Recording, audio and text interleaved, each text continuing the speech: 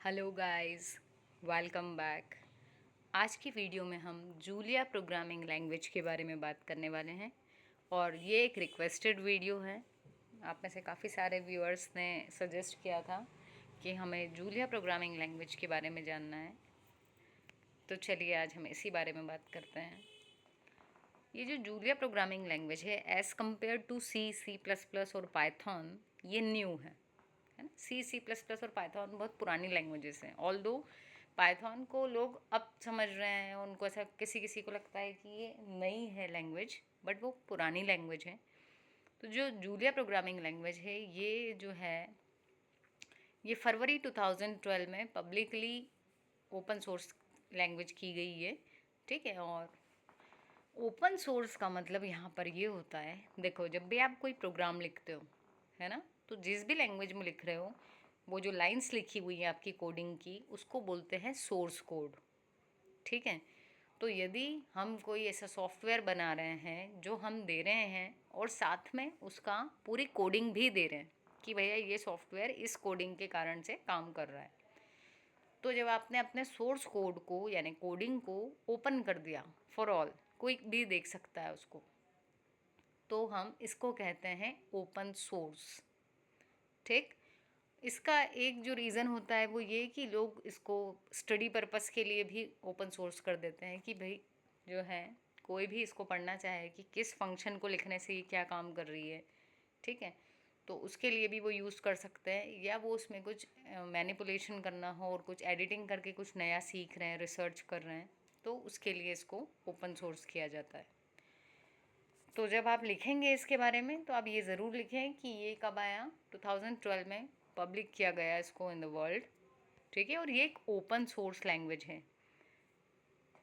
अब इसका जो काम था, इस एक प्रोजेक्ट था, इस पर काम करना कब शुरू हो गया था, 2009 में। और जो डेवलपर्स हैं, जब भी आप किसी लैंग्वेज को पढ़ो तो दो चीज़ें मोस्ट इम्पॉर्टेंट होती है। एक उसकी डेट एंड वेन्यू, कि वो कब उसको लॉन्च किया गया, कहाँ वो बनाया था और कौन उसके डेवलपर्स थे। तो ये जो ब्लू कलर में आपको दिख रहे हैं डेवलपर्स, विरल शाह, स्टीफन कार्पिंस्की एंड जेफ बेजनसन, ये जो हैं इन तीनों ने मिलकर इसको डेवलप किया है, ठीक है। और यहाँ पर इसका जो नाम रखा है जूलिया, वो इन लोगों ने ऐसे ही आपस में डिसाइड करके रखा। इस लैंग्वेज, इसके नाम का उसके डेवलपर के नेम्स के साथ में कहीं कोई कनेक्शन नहीं है, ठीक है। तो ये जो थी ये MIT में इन्होंने डेवलप किया था। MIT का फुल फॉर्म भी आप देख सकते हैं यहाँ पर। और ये जो डेवलपमेंट कर रहे थे उसका सुपरविज़न किन्होंने किया, प्रोफेसर एलन ने। और ये थे अप्लाइड कंप्यूटिंग ग्रुप के, और इन सब लोगों ने मिलके इसमें काम करना स्टार्ट किया।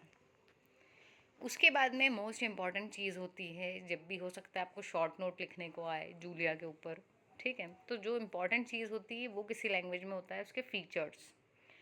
सो जूलिया जो है ये एक साइंटिफिक कंप्यूटिंग लैंग्वेज है, पर ऐसा भी नहीं है कि सिर्फ इसको साइंटिस्ट लोग ही यूज़ करेंगे, या बहुत सारा एक्चुअली इसको डेटा साइंस में काफ़ी यूज़ किया जाता है, बट इट डजेंट मीन कि इसको जनरल प्रोग्रामिंग में यूज़ नहीं कर सकते हैं।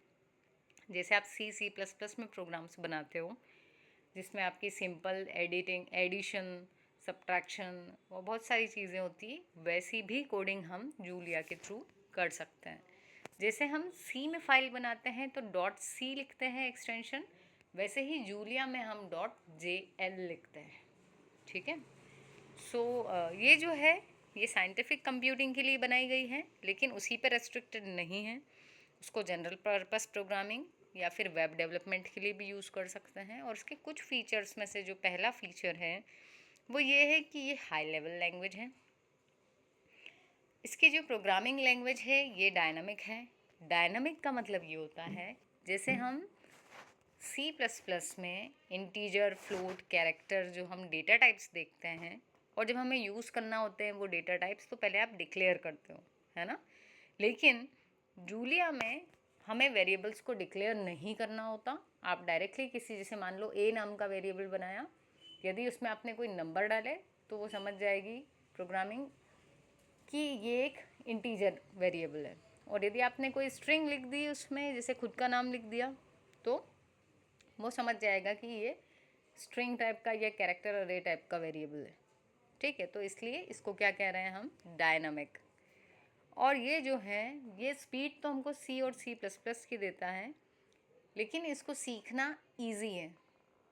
ये माना जाता है कि सी प्लस प्लस थोड़ी सी टफ है, लेकिन जूलिया ईजी है। This means that developers can solve problems faster and more effectively. तो इसके पीछे रीज़न ये है, इसको बनाने के पीछे, कि हम फास्टर बना सकें चीज़ों को। ज़्यादा हमको, जैसे ऊपर डिक्लेरेशन का पार्ट ख़त्म कर दिया, डायरेक्टली आप उस पर वैल्यूज़ दे दो। ठीक है, तो इफ़ेक्टिव और फास्टर बना रहे हैं हम इसको। अब ये expressive high performance programming language है।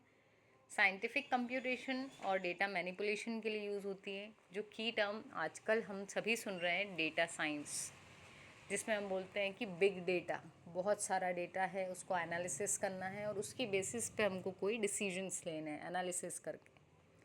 तो उसमें जूलिया जो है ये मोस्ट इम्पॉर्टेंट रोल प्ले कर सकती है, क्योंकि बहुत फास्ट इसका वो रहता है, प्रोसेसिंग एग्जीक्यूशन टाइम बहुत अच्छा है।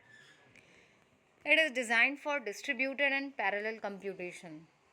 ठीक है, and Julia provides an extensive library. अब इसमें लाइब्रेरी फंक्शंस बहुत सारे हैं इनबिल्ट, जो आपको डायरेक्टली सिर्फ यूज़ करने हैं, अलग से डिफाइन नहीं करना।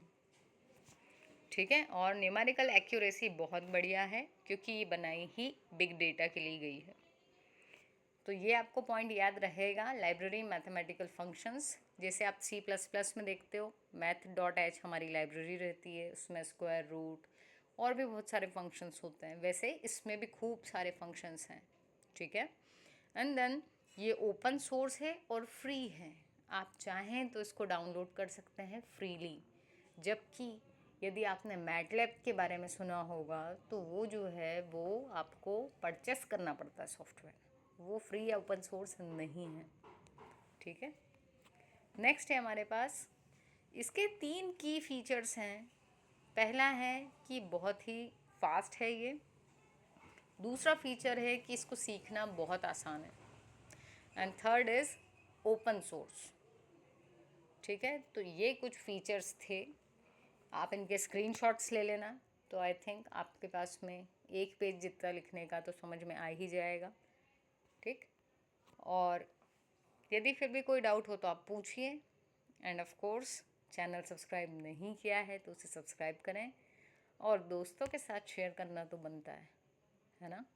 So okay guys, thank you so much. मिलते हैं अपने नेक्स्ट वीडियो में। Keep growing, keep learning.